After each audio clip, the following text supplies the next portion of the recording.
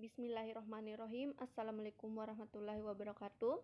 Perkenalkan, nama saya Rizka Adelina dengan NIM 606001200019 dari kelas rancangan percobaan B. Dosen pengampu Halila Nurfadila, SSI, MSc. Di video ini, saya akan mempresentasikan hasil analisis dari sebuah kasus rancangan acak lengkap atau RAL, di mana contoh kasusnya yaitu seorang peneliti melakukan percobaan pada tanaman kedelai untuk mengetahui apakah pemberian pupuk dapat mempengaruhi cepatnya pertumbuhan. Peneliti kemudian menggunakan 3 jenis pupuk dan masing-masing pemberian pupuk diulang 5 kali. Seminggu kemudian, peneliti melakukan pengamatan dan mengukur tinggi tanaman kedelai tersebut dan didapatkan hasil seperti tabel berikut. Dari tabel berikut dapat dilihat bahwa perulangannya terdapat 5 perulangan. Pada tinggi tanaman kedelai terdapat 3 tahap perlakuan, yaitu pupuk A, pupuk I, dan pupuk U, di mana pada perulangan 1 di pupuk A yaitu 5,2, di pupuk I 6,6, dan di pupuk U 7,4, sampai seterusnya sampai ke perulangan 5 seperti tabel berikut. Nah, sekarang kita masuk pada tahap penyelesaian. Yang pertama itu model linear. Rumusnya yaitu YIJ, di mana YIJ merupakan nilai pertumbuhan kedelai dari pupuk ke I pada perulangan ke J. Mu merupakan rata-rata pertumbuhan kedelai, ditambah tau I. Tau I merupakan pengaruh pupuk ke I terhadap pertumbuhan kedelai, ditambah galat IJ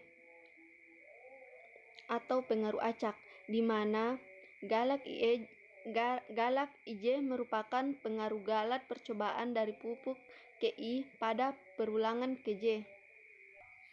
Yang kedua yaitu asumsi. Asumsi untuk kasus ini yaitu yang pertama, komponen-komponen nilai rata-rata pengaruh pupuk terhadap pertumbuhan kedelai dan pengaruh galat percobaan bersifat aditif atau tanpa pengaruh. Bagian B, seluruh sampelnya ada 3, terpilih secara acak. Bagian C, pengaruh galat percobaan timbul secara acak dan menyebar secara normal. Bagian ketiga yaitu hipotesis. Uji hipotesis dilakukan untuk mengambil keputusan dari permasalahan yang dicari, diselesaikan melalui rancangan percobaan. Jadi, hipotesis yang akan diuji melalui model analisis ini yaitu H0 atau hipotesis 0, yaitu pemberian pupuk tidak mempengaruhi cepatnya pertumbuhan kedelai. H1, hipotesis 1, yaitu pemberian pupuk mempengaruhi cepatnya pertumbuhan kedelai. Nah, yang keempat yaitu penyajian data. Dapat dilihat dalam tabel berikut. Dalam tabel penyajian data berikut dapat dilihat bahwa terdapat 5 ulangan dan 3 taraf perlakuan, di mana pada 3 taraf perlakuannya itu pada pupuk A, pupuk I, dan pupuk U. Jadi, untuk menghitung totalnya yaitu dengan cara menambahkan semua. Seperti di bagian pupuk A, 5,2 ditambah 5,2 ditambah 5,1 ditambah 5,3 ditambah 5,1 menghasilkan 25,9. Begitu juga pada pupuk I dan pupuk U. Pada pupuk I menghasilkan 33,6 dan pupuk U totalnya 36,5. Jadi total semua dari pupuk A, pupuk I, dan pupuk U yaitu 95. Kemudian rata-rata dapat dihitung dengan cara yaitu hasil dari total dibagi dengan ulangan, di mana ulangannya yaitu 5. Jadi 25,9 dibagi 5 yaitu 5,18. 33,6 dibagi 5 6,72. 36,5 dibagi 5 yaitu 7,3. Jadi 95 dibagi 15 kita dapat 6,3. Nah, bagian kelima kita misalkan T itu perlakuannya ada 3 atau 3 jenis pupuk. R yaitu perulangan, terdapat 5 perulangan atau masing-masing pupuk. Yang pertama itu kita tentukan dulu derajat bebas atau dB. Derajat bebas total. Rumusnya yaitu perulangan dikali perlakuan dikurang 1. Jadi kan tadi kita sudah mengetahui nilai dari perulangan dan perlakuan yaitu 5 dikali 3 dikurang 1, 5 kali 3 15 dikurang 1 14. Pada bagian derajat bebas perlakuan, rumusnya yaitu perlakuan dikurang 1. Perlakuan nilainya yaitu 3 dikurang 1, 2. Pada bagian derajat bebas galat, rumusnya yaitu derajat bebas total dikurang derajat bebas perlakuan,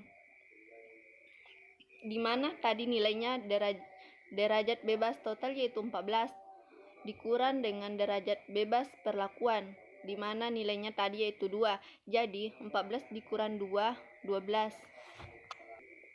Kemudian kita menentukan jumlah kuadrat atau JK setelah menghitung faktor korelasi atau FK.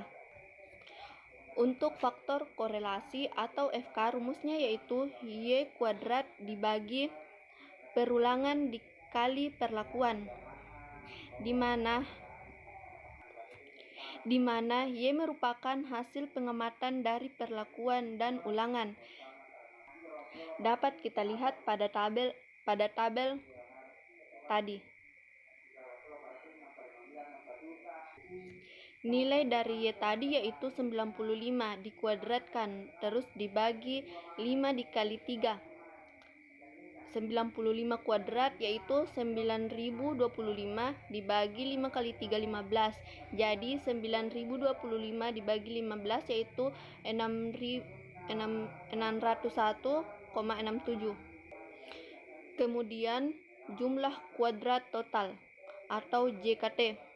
Rumusnya yaitu sigma Y IJ kuadrat dikurang faktor korelasi yaitu 5,2 kuadrat ditambah 5,2 kuadrat dan seterusnya sampai pada pupuk U pada perulangan kelima yaitu 7,2 kuadrat terus dikurang nilai dari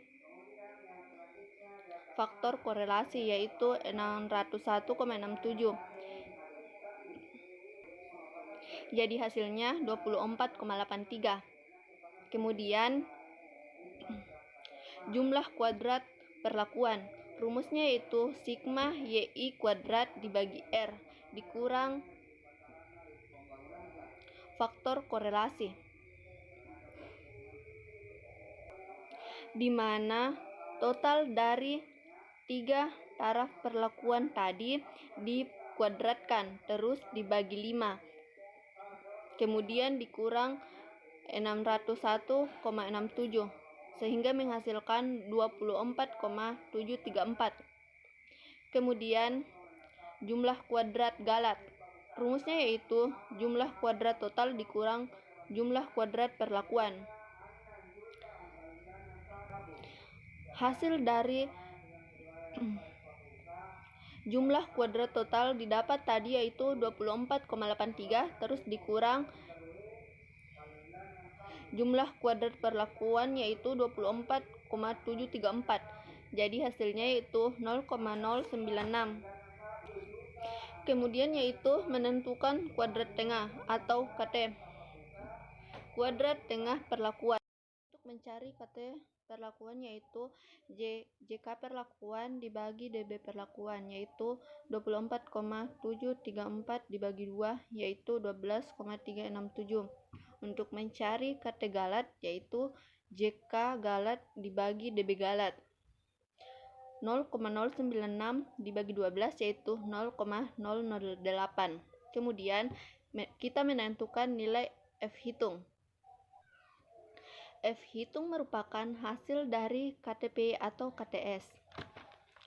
Rumus untuk F hitung yaitu KT perlakuan dibagi KT galat. 12,367 dibagi 0,008 yaitu 1545,875. Kemudian kita menentukan koefisien keragaman atau KK. Rumus KK yaitu KT galat pangkat 1/2 dibagi rata-rata dikali 100%.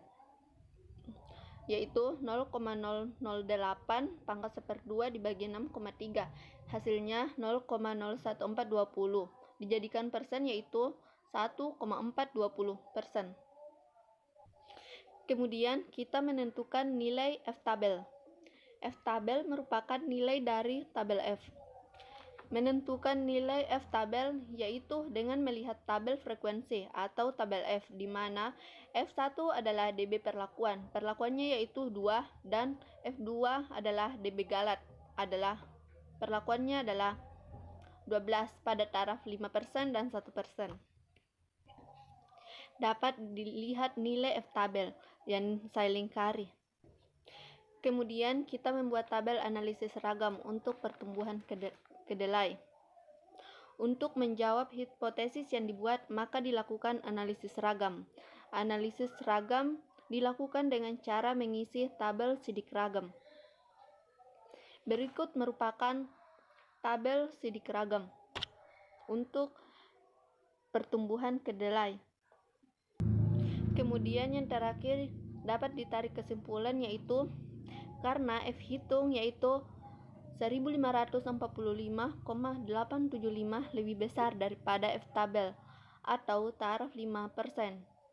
Taraf 5% yaitu 3,88 pada tabel di atas dan taraf 1% yaitu 6,93. Maka diputuskan menolak H0 dan menerima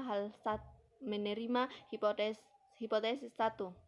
Hal ini berarti pemberian pupuk mempengaruhi cepatnya pertumbuhan kedelai. Baiklah, itulah dari saya. Kurang dan lebihnya mohon dimaafkan. Wassalamualaikum warahmatullahi wabarakatuh. Terima kasih.